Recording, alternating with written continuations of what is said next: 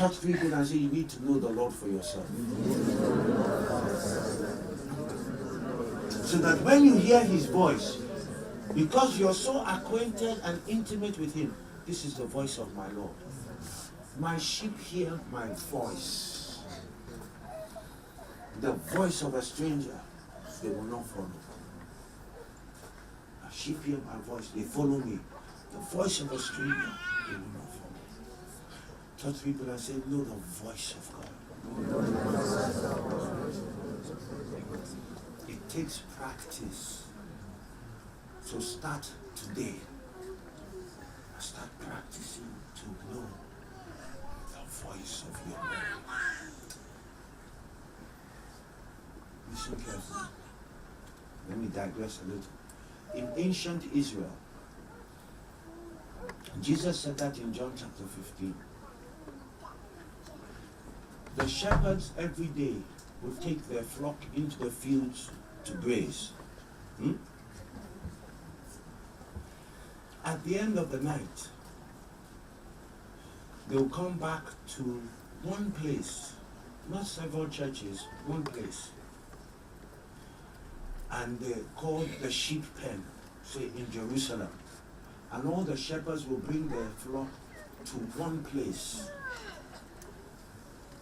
where there was a potter that they will hand their sheep over. So all the sheep would be in one place. And the shepherds will go home for the night. That's why Jesus said, if anyone comes into the sheepfold and does not pass through the door but passes through the window, he is a thief. Because all the sheep of all the different shepherds were gathered into one sheep pen for the night. In the morning when the shepherds will come, where's your shofar? Yeah. In the morning when, please blow your shofar one time. When the shepherds will come, the shepherds will blow their whistle or their shofar.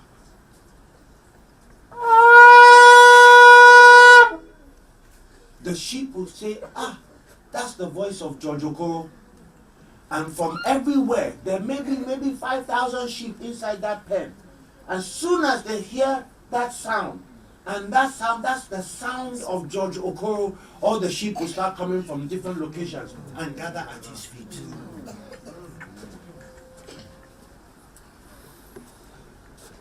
Because they could identify the voice of their shepherd.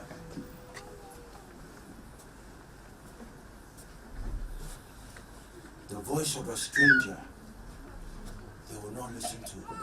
You must come to a place where you learn to trust them. And you know, they're not after your money.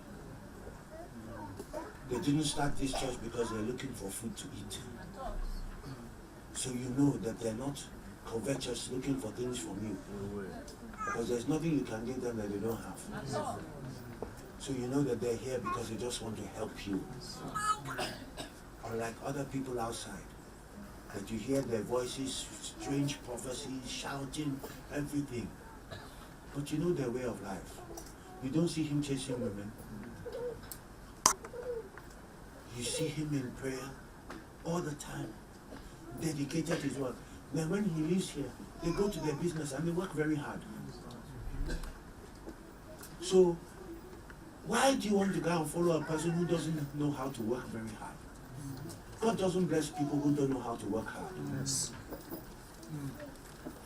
To the Hebrew man, his work was his worship to God. Hallelujah.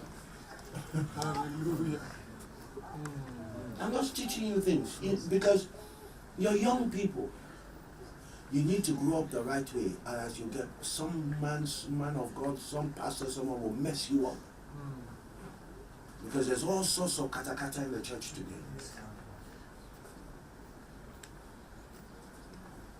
Stop running around the place. You never get anything. Anybody who's running around the place is not planted. A plant that is not planted can never bear fruit. Because it has no roots. That's why he said you shall be planted by rivers of living water. and you will bear fruit in its season. Touch your neighbor and say, wait for your season. Have you ever seen young plants bearing fruit? No. Only mature trees bear fruit. So you have to mature to become fruitful. Heard a voice, come! A specific word to a specific situation at a specific time to a specific person. And Peter got out of the boat. And the thing that was troubling them, by one word from God, is now walking over the same water that was threatening to capsize them.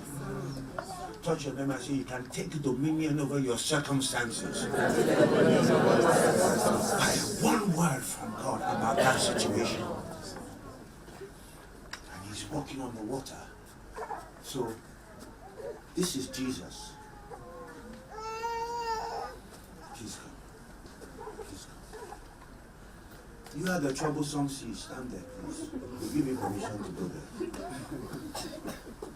And so you're both devils. We're pretending that you're both devils. So, please, before you were born again, you used to be devils. Just pretend that you're not born again. And that's Jesus. And Peter. And what did Jesus say? Come! And I got out of the boat. As I got out of the boat, the devil started to make the waves bigger. Where?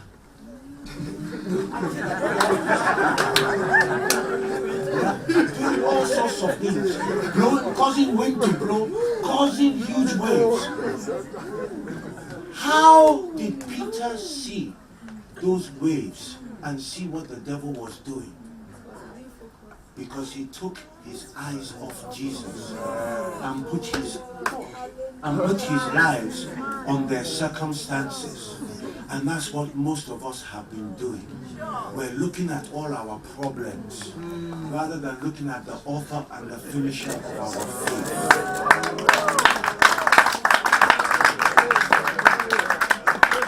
So Peter is looking. He's looking. And what you look at is what you give your attention to.